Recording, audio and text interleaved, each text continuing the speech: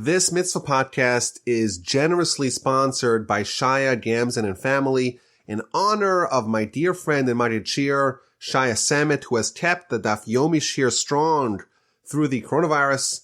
Also in honor of the yard site of my grandfather, Zaidi Chaim Hollander, on his yard site. His yard site was last week. May his neshama, may his soul have an aliyah. And we thank them for their generous support of Torch and of the Mitzvah Podcast. If you would like to support Torch and the Mitzvah Podcast, please email me, rabbiwolbe@gmail.com. We are up to mitzvah number 57, and today we're going to do 57, 58, 59, 60, and 336. And the reason why we're doing all these 5 mitzvahs together is because they are interrelated. Now, we've been discussing recently the mitzvahs related to interpersonal monetary conflict. We talked about someone who causes damage to another person, or someone's property causes damage to another person's property. The mitzvahs that we're going to talk about today are the adjudication. The court is mandated to oversee and adjudicate interactions, conflicts between plaintiffs and between defendants, and specifically with respect to guardians and custodians. If I deposit something by someone else's home and someone else's possession, they have certain responsibilities. And if, under certain circumstances that we shall see, if that item gets lost or damaged, or somehow it was ruined, that person may be liable. And of course, the court has to know all these laws to be able to adjudicate these cases properly. Now, in Jewish law, there are 4 types of custodians. Meaning, if my item is in someone else's home, it could be under 4 different regimes of law. I could have, let's say, I'll be going on vacation, and I have my pet, and I give my pet to my friend, could you please watch my pet? Or could you please watch my valuable item? And I'm not offering any payment. That person is doing it from the goodness of their heart. They're watching it for free.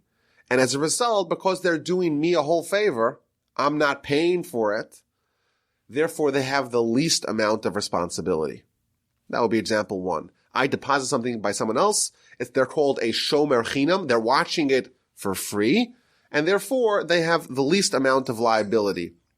And they're only going to be liable in a case of gross negligence.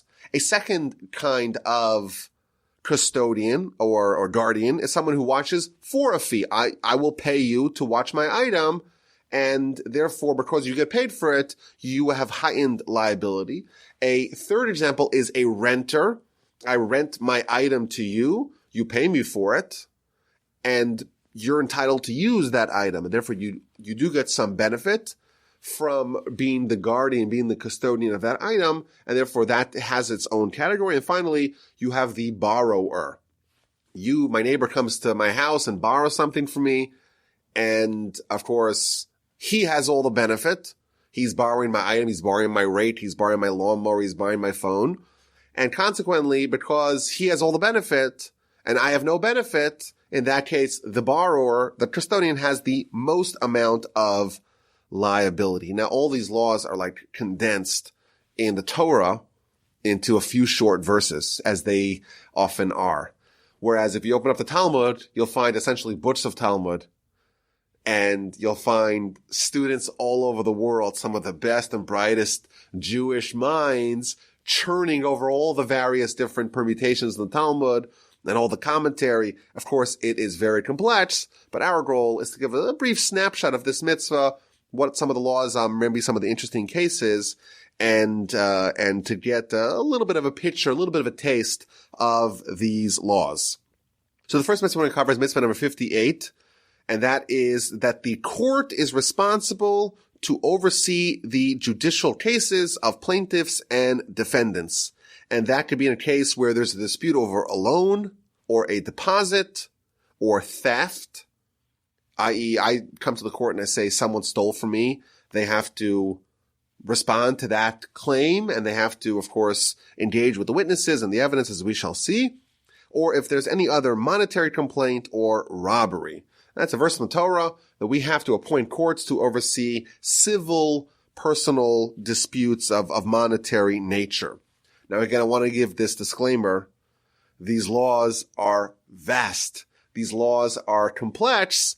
They span whole books of Talmud, but we're going to try to give a little bit of a taste of these mitzvos. So what does a court do when they are presented with a monetary case? So of course they look for evidence, and evidence could be in the form of documentation. It could be in the form of contracts. It's of course in the form of witness testimony and how they have to process the witnesses to determine if they're legitimate. Were they witnesses for hire? They have to cross-examine the witnesses. They have to evaluate the precise claims of the plaintiff and the response of the defendant. And of course, they can administer oaths as a way of determining whether or not a claim is credible. And the idea behind this is that people are very, very hesitant to swear on all that is holy, and therefore this is a tool that the court has, Torah gives the court, to be able to help verify unverifiable information. You have person A saying the person owes me. Person B says it's not true. And of course, the court wasn't there, and maybe the witnesses are not reliable. And of course, there's a million different cases. But one of the tools, and this is a very important idea in Torah law, they can verify what's invisible to them by employing the oath based upon the understanding that people are very reticent to violate their oaths. Now, there are 3 different instances when someone would be biblically obligated to perform an oath. So here's the first case. Suppose the plaintiff says that the defendant owes them $100. They borrowed the money, let's say. The defendant says, yes, I owe you money, but I don't owe you $100, I owe you $50. This is what's called a hoda'ah b'mitzas hataina, meaning a partial admittance of the claim. The claim was 100, and the admittance was partial. And therefore, it seems like there's something amiss. The person is admitting that there was some sort of oath, but it wasn't quite that. In that case, there will be a biblically mandated oath. The defendant will have to swear on a Torah scroll on all that is holy. They'll have to swear that they only owe 50. And if they indeed are unwilling to do it, they would have to pay the full 100. That's the first example. The second example is, like we mentioned, you need witnesses. But in a Jewish court, you always need 2 witnesses, a minimum of 2 witnesses. So suppose I come to court, I bring someone with me, I say this person owes me $100, and I have evidence, I have a witness, but I have only 1 witness. So the law is that in the event of someone having insufficient witnesses, that's not enough to mandate a ruling or to force a ruling, but that can force an oath. I say someone owes me $100. I have 1 witness that says, yeah, I was there. They borrowed the money. It was all legit. I was there. I witnessed it. But there's only 1 witness. Maybe the second witness died. Maybe there only was 1 person there who was privy to that exchange. That person cannot obligate a ruling, but can obligate a biblical oath. And finally, if there is a custodian, in a case, on certain cases we shall see, if there's a custodian, the custodian would be obligated to make an oath. Now I want to point out that there are also rabbinically instituted oaths, even in an event where someone has a total denial. I say, you owe me $100. The person says, I owe you zilch, nada, nothing, nil, 0. I don't owe you anything. From a biblical perspective, we would say the person is not obligated to swear. However, there is a rabbinically instituted oath because people don't just make these random claims for nothing, or that's the assumption at least. And therefore, the rabbis will institute a lower level of an oath just to make sure that the person is not just disregarding the true claim. Now, there are a whole host of differences between a biblically mandated oath and a rabbinically mandated oath. So what happens, for example, if the person is obligated to make a biblical oath and the defendant refuses to swear. I'm not going to do it. I don't owe them the money, but I'm not going to do it. I owe them only 50, not the 100, but I don't want to swear. Well, in that case, we would garnish their money. We would take away their assets because they have to swear if they're not swearing. Well, then they're liable. If someone refuses to do a rabbinic oath, they're going to be labeled a sinner and they could be punished at the court's discretion, but the ruling is not brought into effect. Here's another interesting question the Talmud talks about. What if you have a case where the defendant says, I don't want to swear. I'm not comfortable swearing. But why don't you take the opposite oath? Let me throw the ball back into your court. You say I owe you money. I say it's not true. I don't want to swear. You swear that it is true, and I'll pay you the money. Can the defendant take the oath and put it back in the plaintiff's court? But no pun intended. And the answer is it depends. If it is a biblical oath, then the answer is no. If it's a rabbinic oath, then it's complicated, but under certain conditions, that could happen where the oath is mandated on one person, but they could throw it in the other person's court. What happens if we suspect that the defendant will perjure himself? If we have some reason to believe that the person may be lying, then from a biblical perspective, the plaintiff would swear and take the money, and rabbinically, we won't institute an oath when there is grounds for such a suspicion. And of course, these are different types of oath. You would have a biblical oath. You would hold a sacred item, a Torah scroll, maybe tefillin or something like that, and you would say, I'm swearing on the name of God that I am telling the truth. So these are some of the laws related to oath. I want to point out that this is a very big and fascinating subject in the Talmud. Of course, we're only getting a small sprinkling of it. When I was in yeshiva, I had the great fortune of actually authoring several essays on the subject of an oath of partial admittance. And of course, this sounds really riveting to us. Oh, wow, where do I sign? How do I get a copy of that abstract?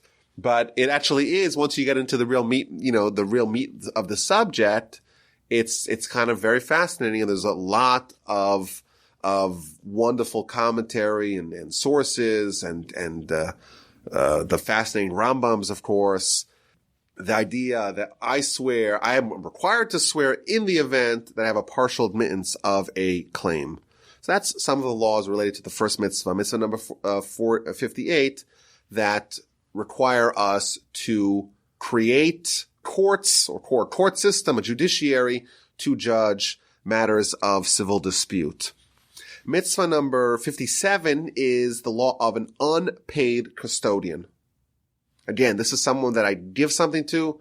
I say, here, take my item, my valuable thing, and watch it for me. What if I come back a month later and say, okay, where's my watch? Where's my phone? Where is my valuable? And the person says, well, it was stolen. Well, I lost it. In that case, the person would be required to swear that it was indeed lost or stolen, and then they would be absolved of any responsibility. Now, there's an interesting idea here. Talmud says that once someone is swearing about one thing, there's already an oath in place, we roll other stuff into it. Namely, we require him to add to his oath the following clause. I didn't touch it, and I watched it properly. What if there was gross negligence? The person, he left the barn door open. Where is my horse? Oh, I don't know. You didn't pay me to watch it. I left my barn door open and it just marched out. It could be anywhere by now. Well, in that case, even though they weren't paid to be a custodian, they are liable to pay. And if the person, for example, uses it without permission, so I say, okay, here, watch this. Don't touch it. Just watch it. And they say, it's in my house. I'm using it. Automatically, they are becoming liable for anything, even if it was a total accident. So that's a an unpaid custodian. What about if someone is a paid custodian or a renter? So then, even if it was stolen, even if it was lost, they are required to pay. So because they gain some benefit from it, then they are required to elevate the guardianship, so to speak, and they would be required to pay in the event that it was lost or stolen. If it was a total accident, I rent your animal, and the animal just dies, it has a heart attack, it's not my fault, it was a total accident. In that case, the renter or the custodian is off the hook, provided that they swear. Finally, we have the third type of custodian. It's really the fourth, because renter and someone who is a paid custodian have the same laws. The fourth kind of custodian is a borrower. I come to my neighbor, will you lend me your haircut machine? This is a time a lot of people are doing at-home haircuts. Can I borrow your haircut machine? I actually already lent out my clippers to multiple neighbors multiple times. So in that case, because all the benefit is accrued to the borrower, and by the way, in English, the borrower, like if you borrow money from the bank, you're actually paying them back. But if I borrow the rake from my neighbor, it's the same word. So it's a little bit imprecise. But in this context, it means you borrow it and you're not paying a fee. You're not paying back with interest. You're just borrowing it and you'll give it right back.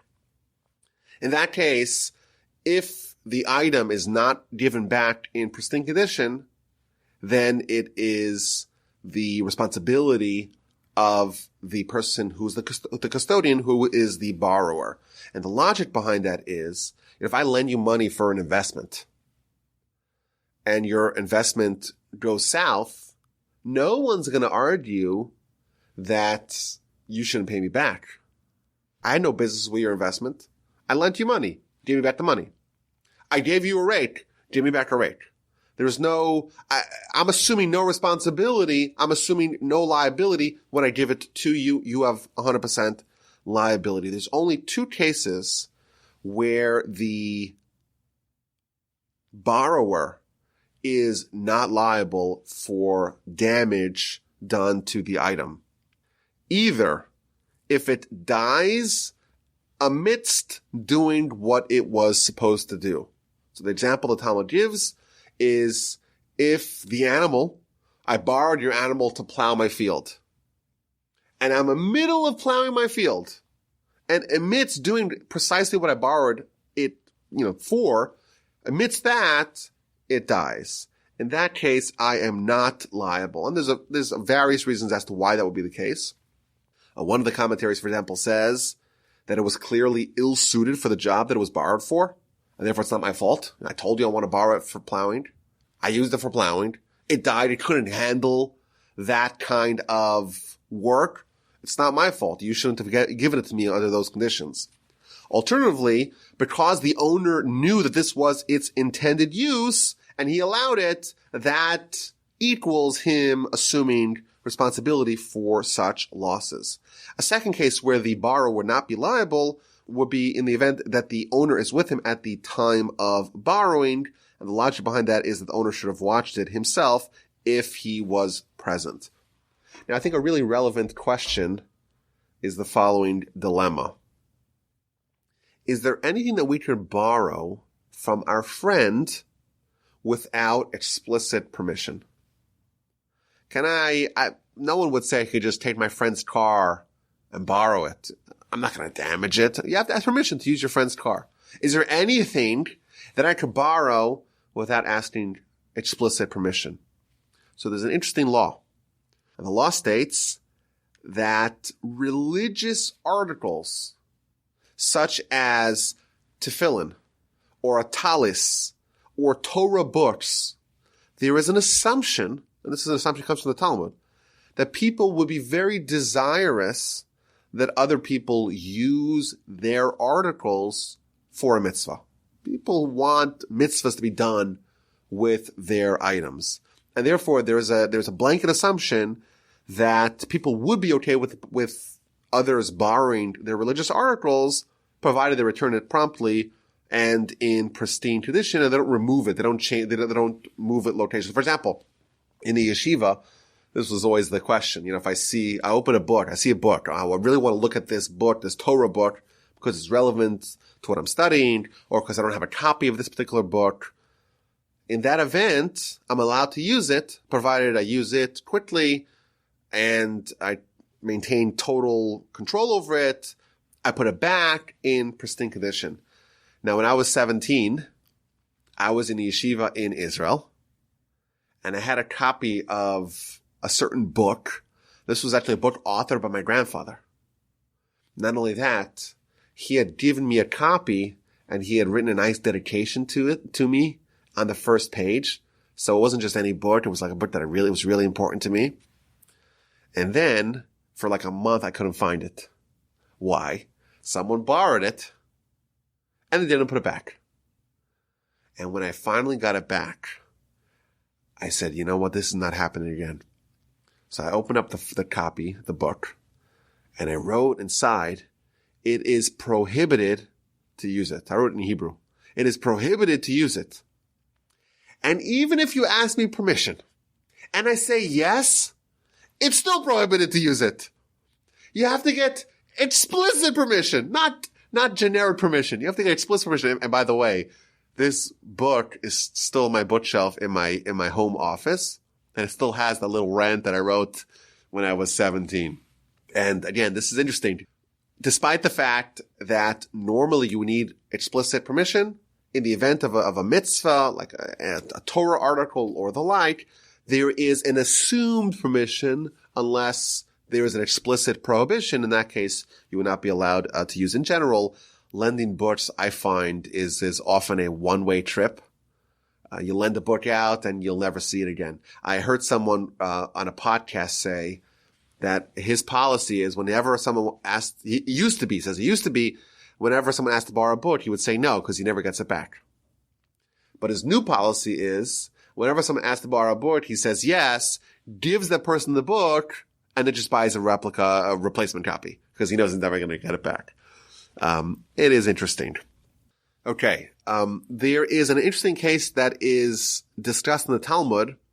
Again, there's thousands. We're going to pick a few here and there. And the question is, suppose there was a renter who decide to kind of sublease and to give it off to someone else. This is a subject. If I am a custodian, can I make a custodian for a different person? Person A gives me the item. Can I give it off to person B or C to watch it now for me? The general rule is no. You can't take someone else's item and pass it off to a third party. But suppose someone did that. I rented the item from the owner, and therefore I have the liability of the renter, and I decide to let my neighbor use it. He's the borrower now. And of course, the borrower has the highest degree of liability because they have all the benefit. And now the item dies or the item gets ruined in that person's property. And this creates an interesting dilemma. The renter, me, is not liable for natural death. The borrower is liable for natural death. So can I, the renter, swear to the original owner and say, listen, it died a natural death. I could swear. I'm not liable. And the borrower will actually pay me. Talmud says, can I profit off the original owner's item because I decided to get someone else who had a higher degree of liability and it was damaged at the degree of liability that only they're responsible and I'm not responsible. And that is an interesting debate that the Talmud brings, again, one of many. The final mitzvah that I want to talk about is mitzvah 336, and it's because it's related, and that is the question of adjudication of commerce disputes. The seller and the buyer, and there could be a myriad of disputes that they may have related to this. Did he sell it? Was it a good sale? Was it damaged goods? And therefore the sale could be perhaps annulled. Now it's interesting, the Sefer Chinuch, the book that we're using to guide us through the mitzvos, he asked the question, there's so many mitzvahs that are so similar, why do we have to have so many mitzvahs? The court has to see disputes, and that could include all kinds of disputes. Why do we have to kind of spread them out over different mitzvos? And he says that there's a pattern throughout the Torah when something is so essential, it's so critical, the Torah gives us multiple mitzvos for each angle, for each dimension of that particular thing. And because commerce and interpersonal economic activity is so important, it happens every day. Well, at least it used to happen every day. It used to happen every day before the shutdown. But it's something that really is the engine behind civilization. Therefore, it's important to have so many different mitzvos. So, for example, idolatry. There's 44 different mitzvos related to this vast subject of idolatry. Why? Because it relates to the bedrock of our religion, to the bedrock of the Torah. And therefore, because it's so important, it's so critical, all of the various angles are fleshed out into their own mitzvah. We know Shabbos, there's 12 different mitzvahs with Shabbos, and many mitzvahs related to loving the convert, for example, mitzvahs that are related to Lashon Hara. There's 31 different mitzvahs related to Lashon Hara. Such important stuff, such things that come up so frequently, and therefore it is critical for us to have a lot of mitzvahs related to them.